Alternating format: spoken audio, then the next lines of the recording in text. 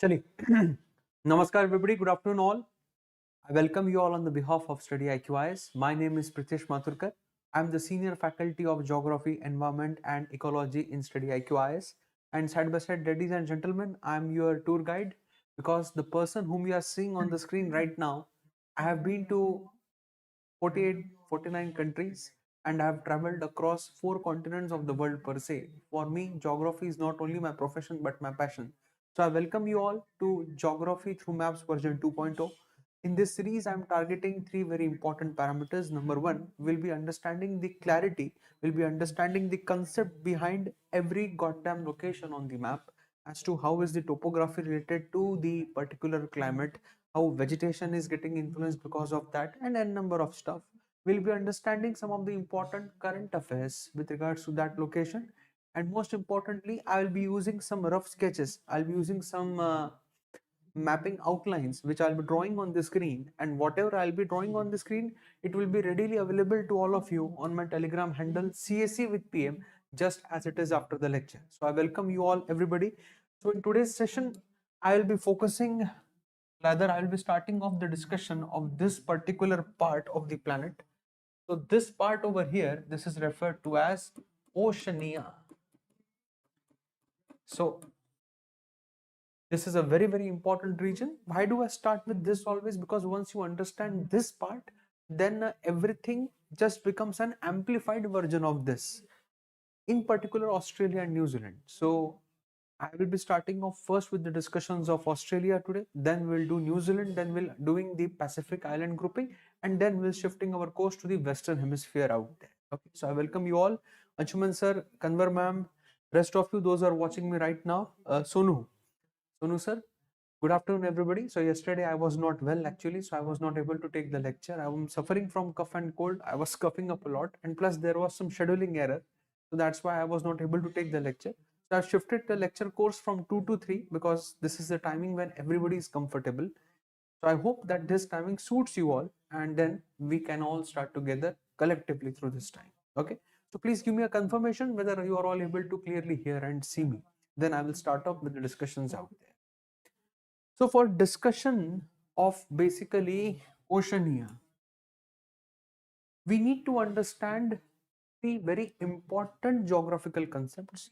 Number 1 concept is that of basically orogeny, because mountains, they have played a very big role in shaping up the continental landmass of Australia and New Zealand.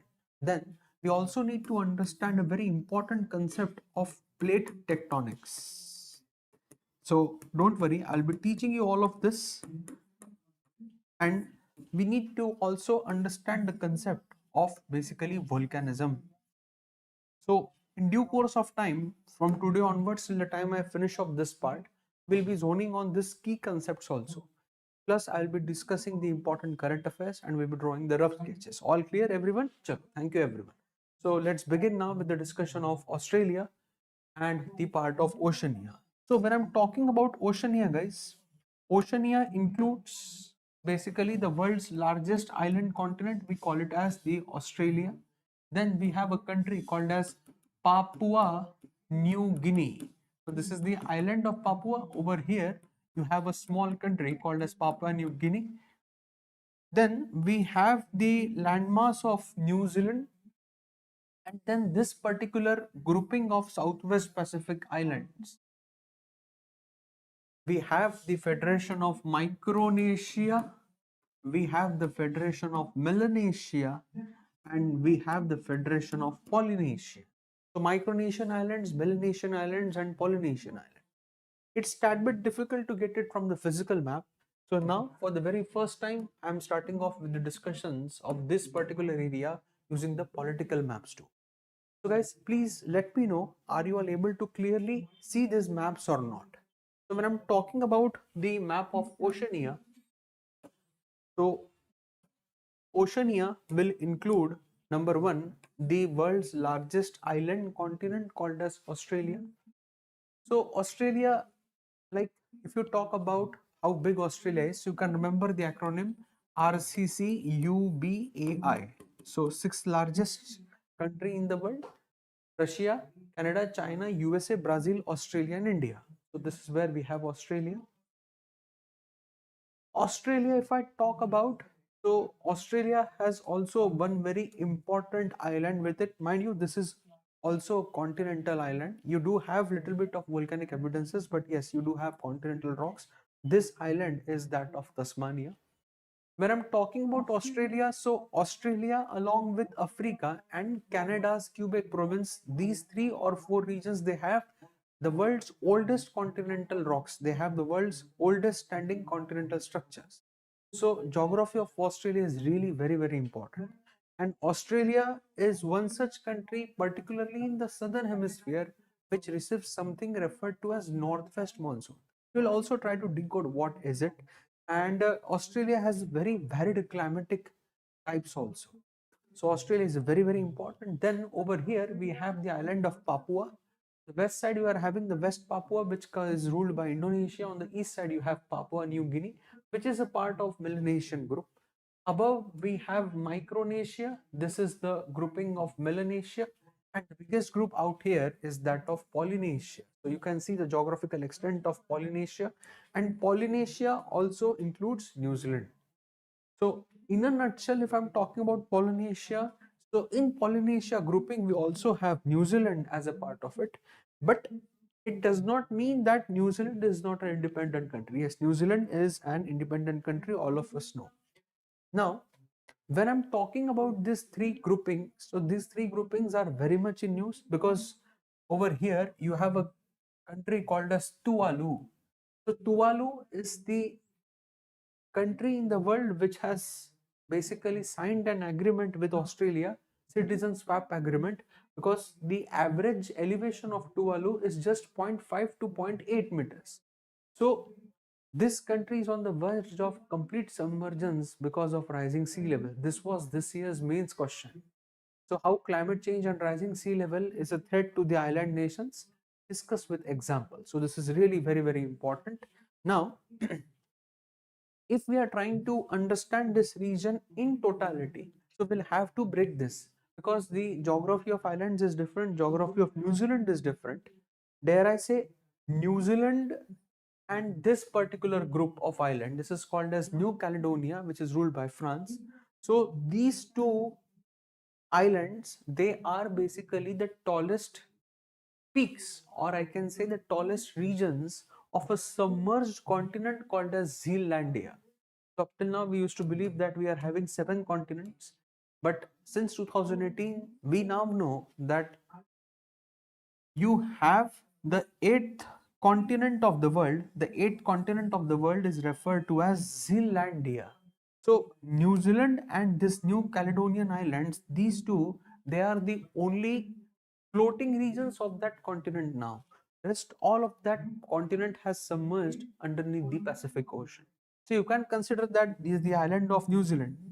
3 islands you have: the Northern Island, the Southern Island, and the Stewart Island, and the New Caledonian Island, which are ruled by France. So these are basically the only exposed regions of Zealandia above the sea level. So now I'm starting off with the discussion of Australia. Tomorrow we'll be doing up New Zealand, and if time permits, we will try to cover Australia today. If it does not permit, so we'll divide it in 2 parts because I am doing a little bit different analysis this time, and then we'll start up with the grouping of the different regions out there. So now I'm beginning off with the discussion of Australia. So please focus. This is really very, very important. Now, when I'm talking about Australia, so it might come as a question too with regards to the tropical areas, because Australia is one such continent which is traversed half by what? Which is traversed half by Tropic of Capricorn. So 23.5 degrees south almost bisects Australia into 2 equal halves, not 2 equal, but almost 2 equal halves. So this makes Australia a tropical country. But the thing is, to the south of Australia, you have open seas. We basically have the world's most isolated ocean. We call it as the Southern Ocean. So Southern Ocean is the world's most isolated ocean. Mind you, the world's most isolated ocean is not Pacific. It is referred to as the Southern Ocean. The Ocean to the south of equator. So because of the open seas, because of the Southern Ocean, this region of Australia, this experiences different climates. And as soon as we start moving south, it enters the subtropical and the temperate regions out there. If I'm talking about Australia, let us first try to understand the geography of Australia. For understanding geography of Australia, let us first understand the water bodies. Then I will give you a brief idea about the physiographic divisions. We'll start understanding the deserts, the mountains, and the plateaus out there. So, if I'm trying to figure out the important water bodies that we have in Australia, so let me just name them over here. Then I will draw a rough outline and will name there also. So this one water body is very important. Two.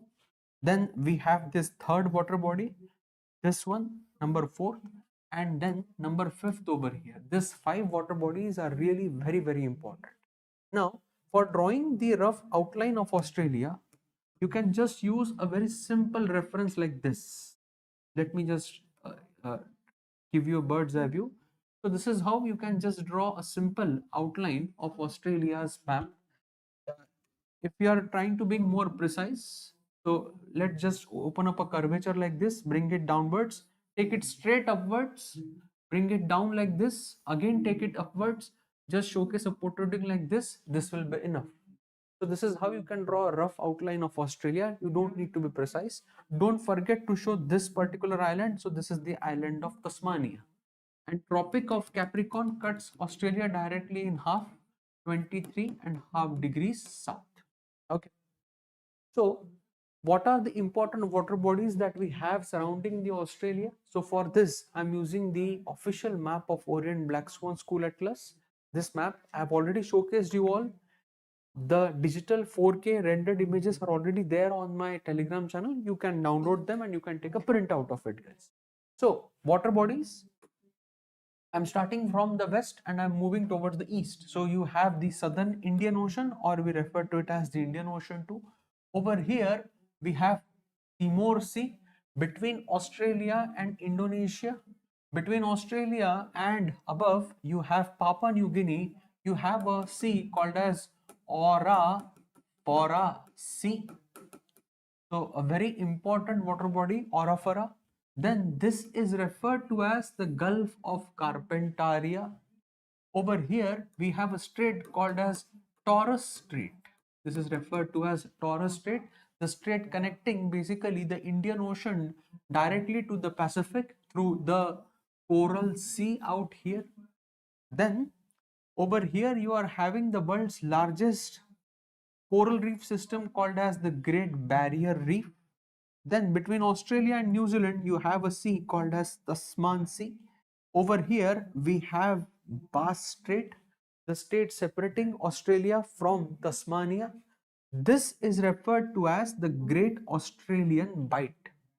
So here you are seeing Gulf, here you are seeing bight. Now what do you mean by bight, guys? Bight meaning a very smooth curvature along the coast.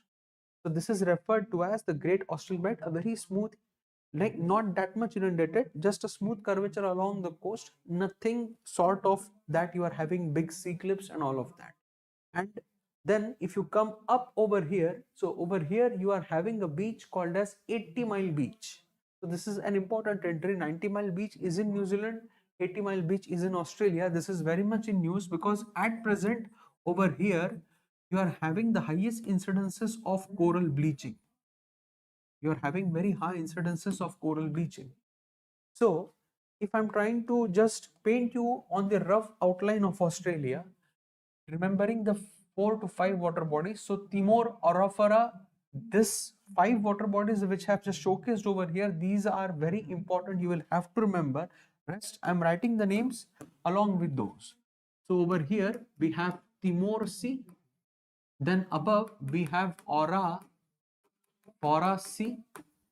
This is referred to as the Gulf of Carpentaria. This is called as the Gulf of Carpentaria. Then the strait connecting the Indian Ocean through Timor Orofora through coral to the Pacific. This is referred to as the Torres Strait, the strait separating the Australia from Papua New Guinea. So strait is a narrow water body separating two big water bodies. So Indian Ocean and the Pacific, Torres Strait, very, very important. Then over here we have the Coral Sea. This is where we have the Great Barrier Reef out there. Then between Australia and New Zealand, we have the, let me just name it properly. Between Australia and New Zealand, we have the Tasman Sea, named after Sir Abel Tasman, the person attributed to have discovered these particular regions of the world. Then the strait separating the Australia and Tasmania, this is referred to as the Bass Strait. Remember, when I'm talking about Bass Strait, it is also referred to as the Garden State of Australia. Garden State and Garden Strait. Why? Because this is where you are having majority of vegetables coming in. And this is referred to as the Great Australian Bight, Bight. So bight meaning a very smooth curvature along the coast, and over here you have 80-mile beach. So this 80-mile beach is really very important. It's very much in news because of what? Because of coral reef bleaching. This is very, very important. Now, if we are trying to decode the physiography of Australia, so we need to understand the physiographic divisions too. What are the important physiographic divisions that we have in Australia? So if you see what are the important physiographic divisions, so first of all, we'll need to understand the federal states of Australia. Now, if I'm going back to the history of Australia, so Australia approximately 10 to 12 crore years ago was a part of Pangaea. It was a part of southern Gondwana land. It was fused together with along with India and Madagascar to Antarctica. It broke apart. So approximately 50 to 60 million years ago, it reached this position, and it is still drifting a little bit northwards. So the aborigines that we see in Australia, aborigines meaning the First Nations, the first people to actually set foot over here, they are referred to as Bindibus. They are actually the descendants of one of the oldest human races to exist on earth, Australopithecus. In fact, you and me, we are all descendants of that only. So when I'm talking about the federal divisions, what happened is when Britishers started to colonize Australia, Australia was basically a prisoner colony for them. The Britain's most hardened criminals were sent over here for life imprisonment. So slowly they started to erode the local Australian culture, the culture of the Bindibu tribes out there. And slowly every topography started to get altered. So what you see today as federal divisions, the cartographers, they just placed ruler on the map of Australia and they drew straight divisions.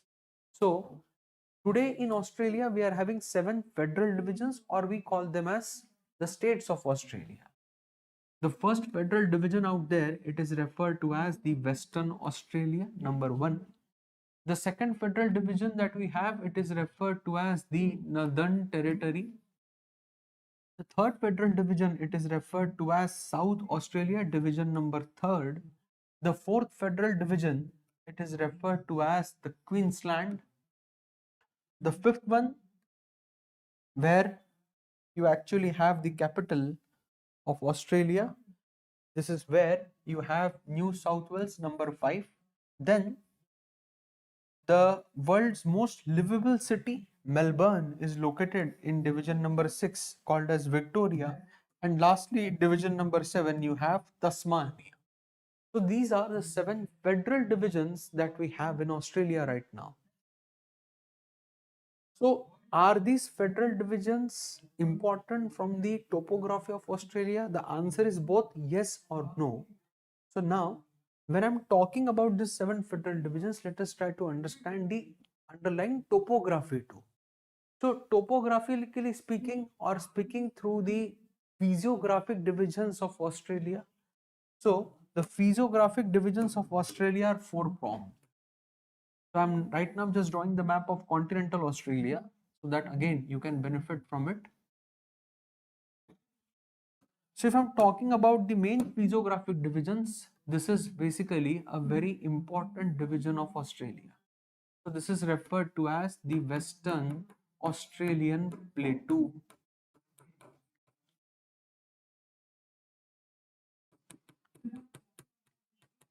This is referred to as the Western Australian Plateau. Then on the east side, you have a continuous mountain range. So the eastern division, it is referred to as the Eastern Highlands and the coastlands. The Eastern Highlands and the coastlands, the coast surrounding this part. Then in the south, we are having the southern lowlands, and then over here we have the central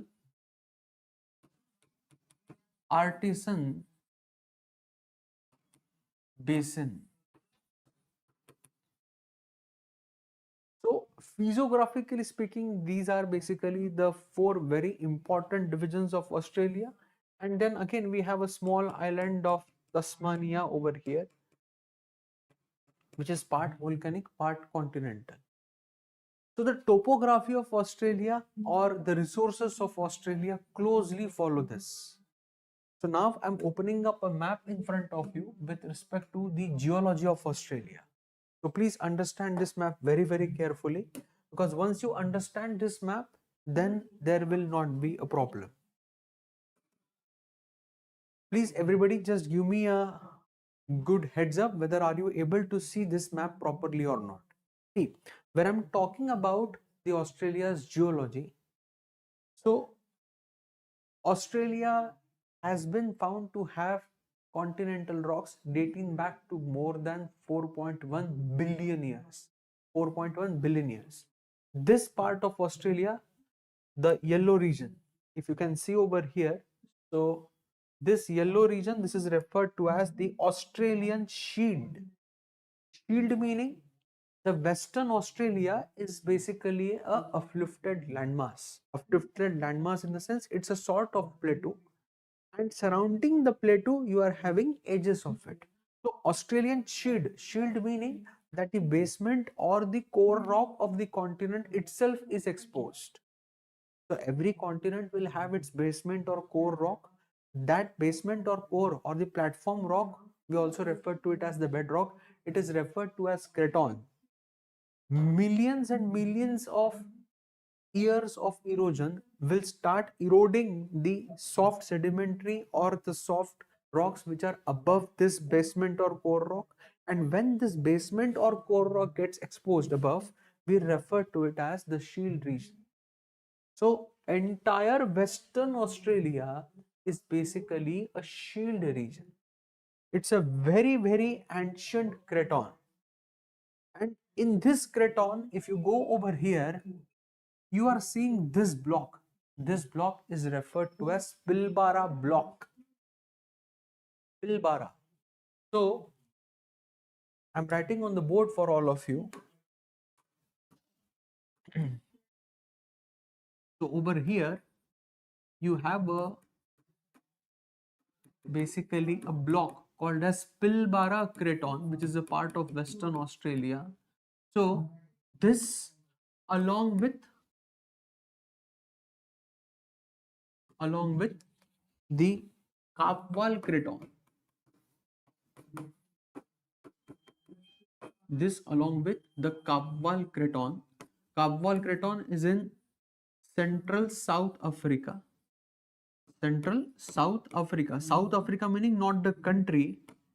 I'm talking about the Central Katanga province.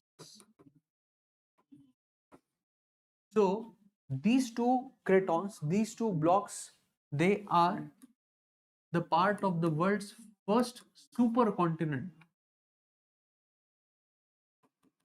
So the world's first supercontinent out there, Palabra, which used to exist more than 2.8 billion years ago. So these two small continents, they fuse together to form the world's first supercontinent. If I'm just showcasing you its image, so that all of you can benefit from it. Let me just showcase you.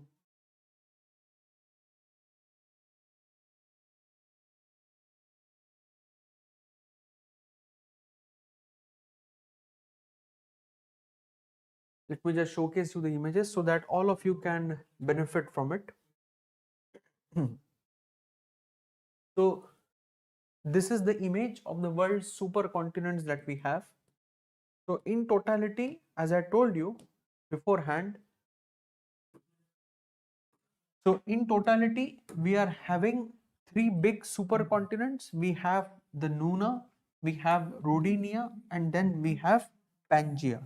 So these three are really very big supercontinents. But the first supercontinents of the world, they were really very small. The first one was Valbara. So the Valbara supercontinent, it used to exist more than 2.8 billion years ago. So between 3.2 to 2.8 billion years ago, we have the formation of the Valabra supercontinent.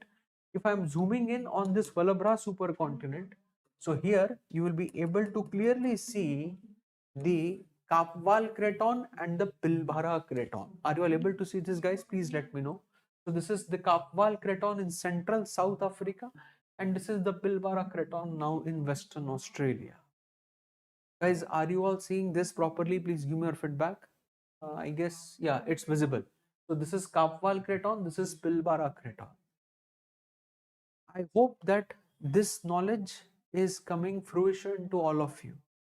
Because guys, I told you that I will be revamping myself in this particular series. I will be going very much in depth with regards to the locations out there, and I will be connecting everything for each and every one of you.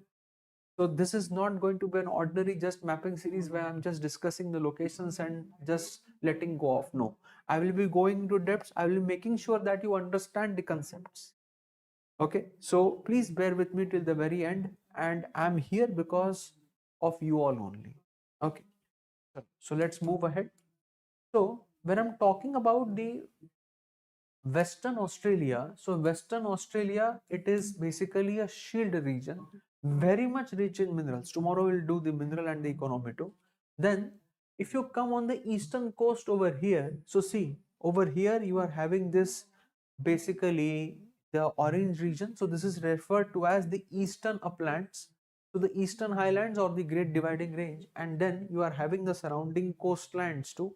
So this is extending into Tasmania, and in the center you have the Great Australian Basin or the Great Artesian Basin. Then you have this coral reef, and surrounding you are having the continental shelf of Australia. You don't need to remember it. Now what happens is, when I'm talking about this eastern highlands, which are referred to as the GDR, so if I'm talking about Australia, why majority of Australia is a subtropical hot desert? A very important question we can have with regards to this. Let me just open up the map of Australia again and tell you that why we can have this. If you talk about the Eastern Australia over here, so starting from basically the Cape York Peninsula. So this is called as the Cape York Peninsula. So starting from the Cape York Peninsula till basically southern Victoria, you have one continuous mountain range called as Great Dividing Range. This is referred to as what, guys? This is referred to as the GDR. So this GDR will act as what? So this GDR will act as orographic barriers to the incoming southeast trade wind. So you are having the southeast trade winds which come from the eastern side. So Australia being a tropical country, it is not going to receive rains from the west side, it is going to receive rains predominantly from the eastern side. So this is your 23.5 degrees south, Tropic of Capricorn. So because of this, majority of the rainfall happens on the eastern side itself. By the time these trade winds they reach this part, they completely desiccate out. You will not be having any sort of rainfall reaching this province. Plus over here, you have a very good ocean current, which is a cold ocean current. It is referred to as the Western Australian current.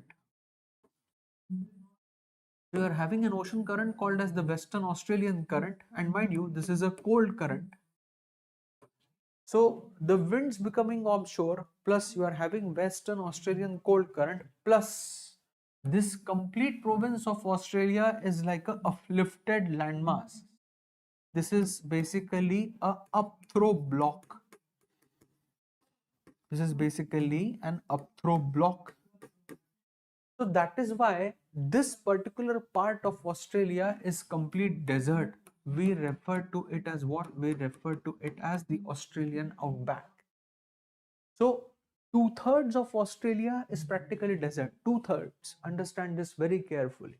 It being an upthrow block, so the winds, they won't reach over here. Even if they reach, they are all desiccated.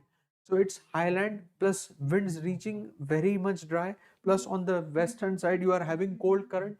So this results into this region becoming very dry, and entire Western Australia becomes a big subtropical hot desert.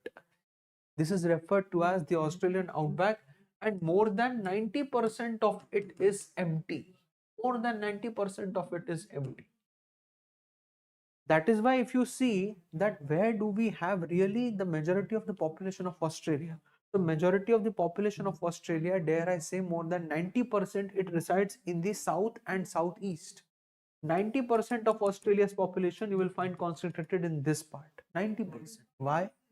Because of the western region being an uplifted landmass, completely desert, plus the trade winds becoming onshore, ensuring the rainfall and the agriculture is saturated on this side only. So now let us try to understand basically the important deserts of Australia, and let us try to factor in that what these deserts really entail in real life scenarios. So if you talk about basically the Australian western region, so what are the important deserts in the Western Australia? So number one, we have the Great Sandy Desert. Then we have Gibson Desert. Below you have the Great Victoria Desert. Then above you have Tanami Desert. Then you have something referred to as Simpson Desert. Over here we have Stuart Stony Desert. Actually, this is a basin. Basin meaning over here we are having Lake Erie. So Lake Erie is basically your inland drainage. It was supposed to be an inland drainage, but now the rivers, they have all dried up. So Lake Erie is also, like, it's also shrinking in size. And below you are having a mountain range called as Findler's Range. Actually, the Findler's Range, Grey Range, these are all one mountain range in totality. All of these are fold mountains. So till here you have the extension of deserts. After this, you have the south central lowlands where you are having a dominance of agriculture beginning. So Great Sandy Desert, Gibson Desert, Victorian Desert, Tanami Desert, Simpson Desert, and Stuart Stony. These are very important deserts of Australia. Very. And if you go into southern Australia, over here you find Nullarbor Plain. Nullarbor Plain meaning what? Nullarbor Plain meaning that here you are having no trees. You will be having small bushes, you will be having creepers, you will be having cacti, but here you won't be finding trees. So this is the region where, guys, you find majority of the world's most venomous animals. The world's most venomous snake, the Pacific inland taipan snake, is found over here. The world's most deadliest scorpion is found over here. On the coast of Australia, you find the world's most potent animal to kill, the jellyfish, is also found in the coastal regions of Australia. Why? Because for majority of time Australia has been isolated from rest of the world. It being such a hot territory, life form has to evolve. So please make sure that you understand this point. Good afternoon, sir. For revision, will you provide the PDF? Need of PDF. Uh, Bravana ma'am. Bravana ma'am, this already has been uploaded on my portal, CSE with PM, and whatever I am writing on the board, this will be available to you just after the lecture.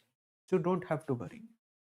So guys, if I'm talking about Western Australia, let us for today see basically the important edges of the Western Australia. So this is basically your Western Australia, right? This is a completely uplifted plateau. So when I'm talking about Western Australia, do we have its edges? What are the edges of this Western Australia? So the edges of Western Australia, below we have a range called as Darling Range. To the northwest we have basically Hammersley Range and Christchurch Range. Hammersley and Christchurch. Above you have Kimberley Plateau, from where India imports thorium and coal. Then above here you have Berkeley Tableland, and then in the middle of Australia, where you are having Tropic of Capricorn, you have Musgrave Range and McDonald Range. So these are basically what? These are the edges of Western Australian Plateau region, having majority of the minerals which you see in the world, even radioactive minerals. So for today, I will be discussing this as the last part, because tomorrow I'll be venturing into the economy and the remaining physical attributes. So I'm drawing for all of you on the board so that you all benefit from it. And mind you, practice this. Whatever I'm drawing on the board, if you just practice it once, you will all benefit from it. So if I'm again trying to showcase you the rough sketch of Australia, please remember, just draw like this. It will be enough for every one of you. Don't have to move helter skelter out there. So this is Gulf of Carpentaria, Cape York Peninsula. If you want to make it little bit more specific, make it more edgy. No worries. No one is going to give you extra marks if you are drawing to the scale maps. The purpose is not to draw to the scale maps. The purpose is Australia should look like Australia, right? So if I'm talking about Western Australia is a complete plateau region. So what are basically the edges of it? So over here we have the Darling Range. Over here we have Hammersley and Christchurch Range. Over here we have Kimberley,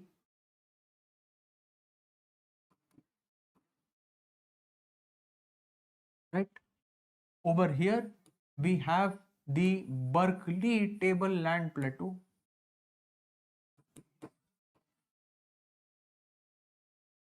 Berkeley Tableland Plateau, and over here we have Musgrave Range and we have McDonald Range.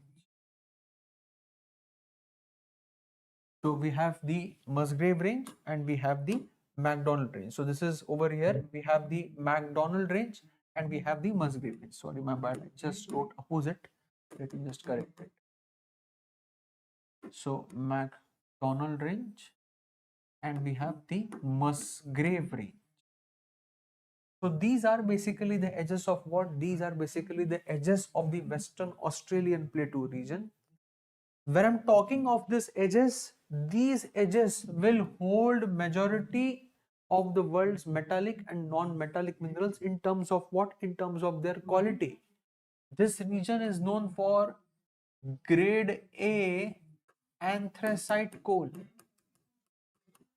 Anthracite in the sense that highest quality coal. The calorific value is more than 99%. Then we have thorium. Then we have copper. We have zinc.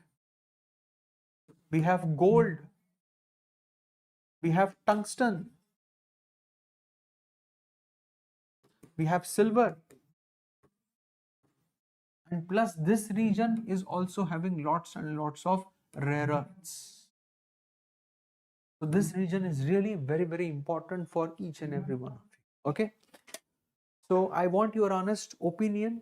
Is everybody comfortable in this way of discussion? Because I'm taking a pivot from a normal way. I'm drawing the maps for all of you so that all of you benefit. I'm explaining the concepts via diagrams. So is this good enough for all of you? Because I'll be needing more time for discussing one particular continent or one particular region out there. But I'm feeling that this is the need of the hour now. Otherwise, the questions which are being framed in the UPSC civil service examination will not be your cup of tea anymore. So are you all benefiting from this? Please feel free to comment after the lecture in the comment section, because your comments will what drive me to move into even further depths. Please don't forget to follow me on Telegram. On Telegram, my handle is CSC with PM. Whatever I have written on the board, it will be readily available to you just as it is after the lecture. You don't have to worry. And make sure you stick with me till the very end. Okay? Comfortable, everybody? Everybody is going good with this? Chalo. So thank you, everyone. Please do feel free to connect with me on Telegram. And if you go in StudyIQ IS, if you go to any courses out there, so if you go into languages, if you go into English language course, if you go into fast track resolution batch, SIP, any batch you go, and if you click over there, if you go into buy now section, and once you go into buy now, and if you add my code PM Live, and if you use my code PM Live, you will be getting fantastic discount. So my code PM Live, please understand, PM Live, Pritesh Maturkar Live, is valid for all the different courses on StudyIQ's portal. If you want to buy basically any kind of book, any kind of test series, so that is also available at a discounted price. Don't feel free, and don't forget to use my code PM Live. Okay. So on the behalf of StudyIQ IS, I thank each every one of you. Please, after the lecture, do feel free to comment. Please like, please subscribe, and do share this lecture with everyone so that all of us benefit together. Okay. So until next time, until tomorrow, Tata, bye bye, adios, amigos. Keep on smiling, keep on working hard, because that is the ultimate crux of life. Okay. Thank you, everybody. Have a safe day. I will see you all tomorrow.